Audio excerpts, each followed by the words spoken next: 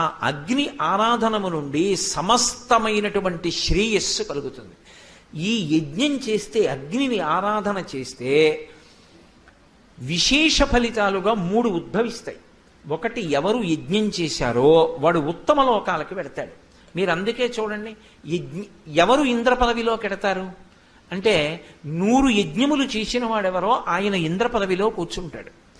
2, యజ్ఞం చేశారనుకోండి, దాని వలన ఇక్కడ కావలసినటువంటి సమస్తమైన ఐశ్వర్యము చేకూరుతుంది. 3, ఏ కోరిక లేదు. ఏ కోరిక లేకుండా ఒక ఊర్లో పెద్దలందరూ కలిసి యజ్ఞం చేస్తారు.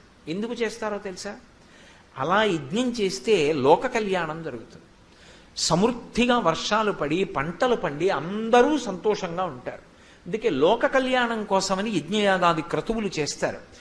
ఇది అగ్ని ఆరాధన ప్రక్రియ. ఇందులో హవిష్య